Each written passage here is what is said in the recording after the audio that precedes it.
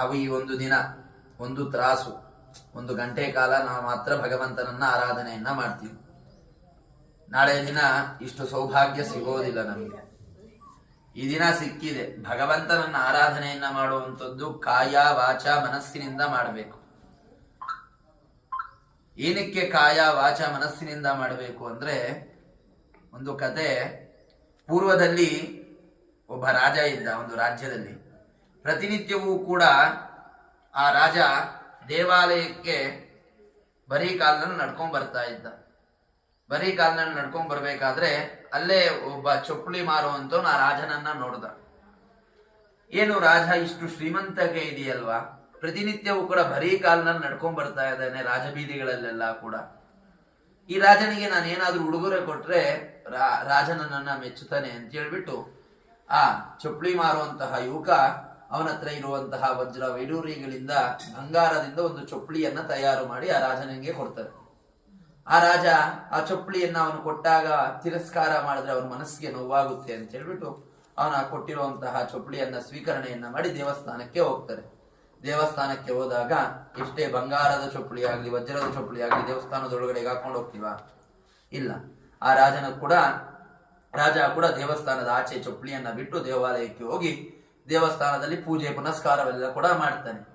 ಆಚಾರ್ಯರು ಅರ್ಚಕರಲ್ಲಿರುವಂತಹ ಅರ್ಚಕರು ಅವನಿಗೆ ಹೂವಾಕ್ಷತೆಯನ್ನ ಕೊಟ್ಟು ಅರ್ಚನೆಯನ್ನ ಮಾಡಿ ಹೂವಾಕ್ಷತೆಯನ್ನ ಭಗವಂತನ ಮೇಲೆ ಹಾಕಿ ಅಂತೇಳಿ ಹೂವಾಕ್ಷತೆಯನ್ನ ಕೊಡ್ತಾನೆ. ಪೂಜೆ ಎಲ್ಲ ಮುಗಿಯುತ್ತೆ. ರಾಜ ಹಿಂತಿರುಗಿ ಮನೆಗೆ ಬರಬೇಕಾದ್ರೆ ಆಚೆ ಬಂದು ನೋಡ್ತಾನೆ, ಚೊಪ್ಪಲಿ ಮೇಲೆ ಎಲ್ಲ ಯಾರೋ ಹೂವ ಅಕ್ಷತೆ ಅರ್ಶನ ಕುಂಕುಮ ಎಲ್ಲ ಹಾಕಿದ್ದಾರೆ. ರಾಜನಿಗೆ ಆಶ್ಚರ್ಯ ಆಯಿತು. ಪುರೋಹಿತರನ್ನ ಕರೆದ. ಪುರೋಹಿತರೇ, ನನ್ನ ಹೊಸ ಚೊಪ್ಪಲಿ ಬಂಗಾರದ ಚೊಪ್ಪಲಿ ಅಂತ ಹೇಳಿ ನೀವೇನಾದ್ರೂ ಪೂಜೆ ಮಾಡಿದಿರ? ಯಾರೋ ಪೂಜೆ ಮಾಡಿದಿರಲ್ವಾ? ಆಗ ಅರ್ಚಕರು ಹೇಳಿದ್ರು, ಇಲ್ಲ ರಾಜ, ಇಲ್ಲಿ ಯಾರೂ ಪೂಜೆ ಮಾಡಿಲ್ಲ, ನೀನೇ ಪೂಜೆ ಮಾಡಿದ್ದು. ನಾನಿಲ್ಲ ಸ್ವಾಮಿ, ನಾನು ಪೂಜೆ ಮಾಡಿದ್ದು ದೇವರಿಗೆ. ಮತ್ತೆ ಹೂವಾಕ್ಷತೆ ಎಲ್ಲ ಕೂಡ ಇಲ್ಲಿ ಬಿದ್ದಿದೆಯಲ್ವಾ? ಹೌದು ರಾಜ, ನಿನ್ನ ಶರೀರ ಮಾತ್ರ ದೇವರಲ್ಲಿತ್ತು, ದೇವರ ಮುಂದೆ ನಿಂತ್ಕೊಂಡಿತ್ತು. ಆದ್ರೆ ನಿನ್ನ ಮನಸ್ಸೆಲ್ಲ ಎಲ್ಲಿತ್ತು? ಬಂಗಾರದ ಚೊಪ್ಪಲಿ ಯಾರು ಕದೀತಾರೋ ಅಂತೇಳಿ ಮನಸ್ಸೆಲ್ಲ ಆ ಚೊಪ್ಪಲಿ ಮೇಲಿತ್ತು. ಪೂಜೆ ಮನಸ್ಸೆಲ್ಲಿದ್ದು ಪೂಜೆ ಅಲ್ಲಿಗೆ ಸಲ್ಲದಂತೆ. ಹಾಗೆ ರಾಜ, ನಿನ್ ಮನಸ್ಸೆಲ್ಲ ಕೂಡ ಚೊಪ್ಪಲಿ ಯಾರು ಕದೀತಾ ಇತ್ತು ಅಂತ ದೇವರ ಮುಂದೆ ನಿಂತ್ಕೊಂಡು ನೀನು ಅನ್ಕೊಳ್ತಾ ಇದ್ದೆ.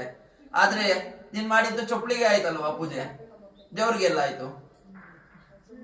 ನಮ್ಮ ಮನಸ್ಸೆಲ್ಲಿರುತ್ತೋ ಪೂಜೆ ಅಲ್ಲಿರುತ್ತೆ. ನಾವು ಈಗ ಭಗವಂತನನ್ನ ಕಾಣಬೇಕು ಅಂತೇಳಿ ಇಷ್ಟೆಲ್ಲ ಅಲಂಕಾರವನ್ನ ಮಾಡ್ಕೊಂಡ್ವಿ.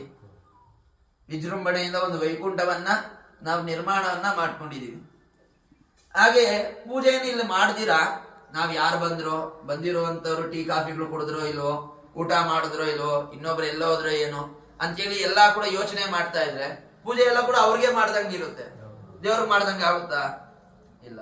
ಅದಕ್ಕೆ ಮಾಡುವಂತಹ ಪೂಜೆ ಭಕ್ತಿ ಶ್ರದ್ಧೆಗಳಿಂದ ಮಾಡಬೇಕು. ಆ ಭಗವಂತನಲ್ಲಿ ಪ್ರಾರ್ಥನೆಯನ್ನ ಮಾಡ್ಕೊಳ್ಳಿ. ನೋಡಿ, ಈ ಮನುಷ್ಯನ ಜನ್ಮ ಅನ್ನುವಂಥದ್ದೇ ಪಾಪ ಕರ್ಮಗಳಿಂದ ಕೂಡಿರುತ್ತೆ. ನಾವು ಜನ್ಮಾಂತರದಲ್ಲಿ ಮಾಡಿದಂತ ಕರ್ಮದ ಮೇರೆಗೆ ಈ ಕಷ್ಟಗಳನ್ನೆಲ್ಲ ಕೂಡ ಅನುಭವಿಸ್ತಾ ಇದೀವಿ. ಈ ಕಷ್ಟಗಳನ್ನೆಲ್ಲ ಹೋಗ್ಬೇಕು ಅಂದ್ರೆ ನಾವು ಭಗವಂತನನ್ನ ಪ್ರಾರ್ಥನೆಯನ್ನ ಮಾಡ್ಬೇಕು. ಅದಕ್ಕೆ ಹೇಳುತ್ತೆ ಶಾಸ್ತ್ರ ಏನಂತ, ಪುನರಪಿ ಜನನಂ ಪುನರಪಿ ಮರಣಂ ಪುನರಪಿ ಜನನಿ ಜಡರೇ ಶಯನಂ. ಮತ್ತೆ ಹುಟ್ಟು ಮತ್ತೆ ಸಾವು ಇದ್ದದ್ದೇ. 100 ವರ್ಷ ಬದುಕ್ತೀವಿ ಅನ್ಕೊಳ್ಳಿ, ಸತ್ತ ಮೇಲೆ ಮತ್ತೆ ಹುಟ್ಟಲೇಬೇಕಲ್ವಾ? ಮತ್ತೆ ಹುಟ್ಟಿದಾಗ ಮತ್ತೆ ಸ್ಕೂಲ್ಗೆ ಹೋಗ್ಬೇಕು, ಮತ್ತೆ ಓದ್ಕೊಬೇಕು, ಮತ್ತೆ ಮದುವೆ ಆಗ್ಬೇಕು, ಮತ್ತೆ ಮಕ್ಕಳಿಗೆ ಆಸ್ತಿ ಮಾಡ್ಬೇಕು, ಮತ್ತೆ ಸತ್ತಾಗ ಮತ್ತೆ LKG ಇಂದ ಅವನು ಓದ್ಕೊಂಡ್ಬರ್ಬೇಕು. ಇಷ್ಟೇನಾ ಜೀವನ? ಮತ್ತೆ ಹುಟ್ಟು ಮತ್ತೆ ಸಾವು. ಇದನ್ನೆಲ್ಲ ಕೂಡ ನಾವು ಆಚೆ ಪಡಬೇಕು ಅಂದ್ರೆ ಕಷ್ಟ ಅನ್ನೋದು ಮನುಷ್ಯನಿಗೆ ಸಹಜವಾದಂಥದ್ದು. ಶ್ರೀಮಂತನಿಗೊಂದು ಕಷ್ಟ, ಬಡವನಿಗೊಂದು ಕಷ್ಟ.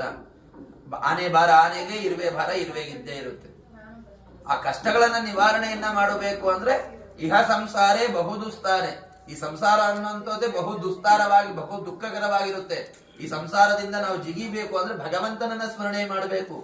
ಅದಕ್ಕೋಸ್ಕರ ಈ ದಿನ ಪೂರ್ವಜನ್ಮ ಸುಕೃತ ಏನೋ ಗೊತ್ತಿಲ್ಲ, ನಾವು ಭಗವಂತನನ್ನ ಆರಾಧನೆಯನ್ನ ಮಾಡ್ತಾ ಇದೀವಿ. ಆ ಭಗವಂತನಲ್ಲಿ ಪ್ರಾರ್ಥನೆಯನ್ನ ಮಾಡ್ಕೊಳ್ಳಿ. ಕಾಯ ವಾಚ ಮನಸ್ಸಿನಿಂದ ಆ ಭಗವಂತನಲ್ಲಿ ಆರಾಧನೆಯನ್ನ ಮಾಡ್ತೀವಿ ಅಂತೇಳಿ ಆ ಭಗವಂತನಲ್ಲಿ ಪ್ರಾರ್ಥನೆಯನ್ನ ಮಾಡುತ್ತಾ ಹೇಳಿ, ದೇವದೇವ ಜಗನ್ನಾಥ ಭಕ್ತವತ್ಸಲ ಕಾರಕ ತವ ಆರಾಧನಂ ದೇವೇಶ ಅಂಗೀಕುರು ದಯಾನಿದೆ. ಭಗವಂತಂ ವಿಜ್ಞಾಪ್ಯ ಆ ಭಗವಂತ